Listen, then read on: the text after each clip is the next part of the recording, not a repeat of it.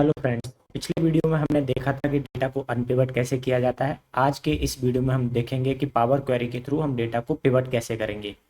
तो हमारे पास यहाँ पे एक डेटा अवेलेबल है जिसमें हमारे पास एएसएम है, area sales manager, headquarter name है, प्रोडक्ट की कैटेगरी है और स्टॉक का स्टेटस है कि वहाँ पे स्टॉक का स्टेटस क्या है, डिस्पैच है, रीच्ड है या इन ट्रांजिट है।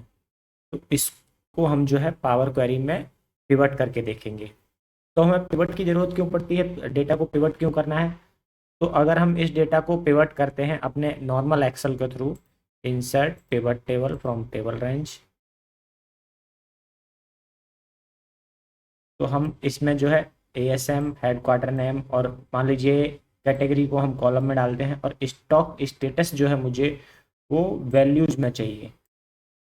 तो जो हमारा नॉर्मल एक्सेल में जो पिवट बनता है वो यहाँ पे काउंट आता है या सम आता है, जो हम यहाँ पे देख सकते हैं। जैसे या तो सम आएगा या काउंट आएगा, एवरेज, मैक्स, मिन, प्रोडक्ट, ये सारी चीज़ें आती हैं। लेकिन मुझे टेक्स्ट वैल्यूज ही अपनी जो है पिवट में वैल्यूज फील्ड में चाहिए। तो ये चीज़ है जो हमारे नॉर्मल पिवट में नहीं हो सकती है। तो इसको जो है हम पावर क्वेरी के थ्रू करेंगे। तो हम चलते हैं अपने डेटा पे। तो इसको हम पहले लोड कर लेंगे पावर क्वेरी एडिटर में। इसके लिए हम जाएंगे डेटा में, फ्रॉम टेबल रेंज,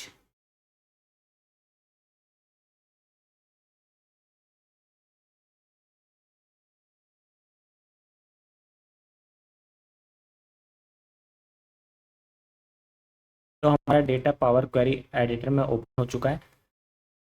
अब डेटा को पिवट करने के लिए हमें क्या करना होगा, जिस कॉलम को हम चाहते हैं कि वो हेडर में कन्वर्ट हो जाए उस कॉलम को सिलेक्ट करेंगे पहले। तो हमें कैटेगरी वाला जो है, अभी हमने जैसे पिवट में देखा, कैटेगरी वाला कॉलम जो है, कैटेगरी वाला कॉलम को हमें हेडर में चाहिए, कॉलम्स में चाहिए, तो इसको हम सेलेक्ट करेंगे। इसके बाद हम जाएंगे ट्रांसफॉर्म में, यहाँ पे हम जाएंगे पिवट कॉलम पे। इस पर क्लिक करने के बाद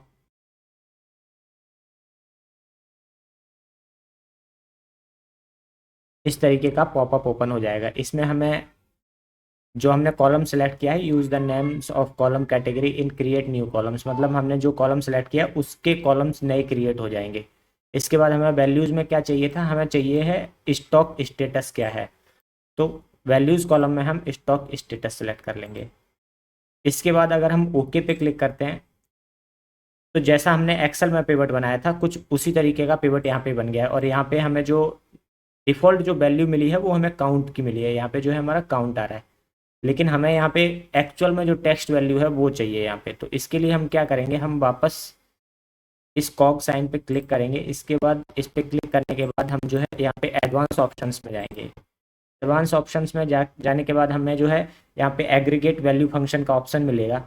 इसमें हम count, count not blank, minimum, maximum, median, don't aggregate, ये सारे ऑप्शन मिलेंगे। अगर हमारा डेटा जो है वैल्यूज़ में है, नंबर्स में है, तो हम ये सारे ऑप्शन यूज कर सकते हैं। और अभी इस सिचुएशन में हमें क्या चाहिए, हमें हमारा जो डेटा है वो टेक्स्ट में है और हमें टेक्स्ट ही हमारी जो है वैल्यूज़ में चाहिए। तो इसके लिए हम डोंट एग्रीगेट का फंक्शन यूज करेंगे और उसके बाद ओके पे क्लिक कर देंगे।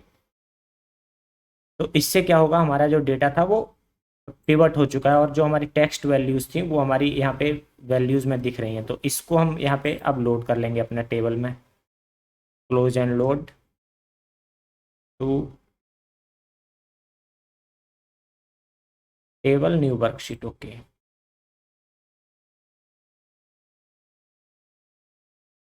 तो हमारा ये डेटा जो है यहाँ पे पिवट होके लोड हो चुका है। जो हम हमारे नॉर्मल पिवट टेबल बनाते हैं उसमें ये चीज़ हम नहीं कर सकते हैं, इसलिए हम जो है पावर क्वेरी एडिटर का यूज़ करते हैं।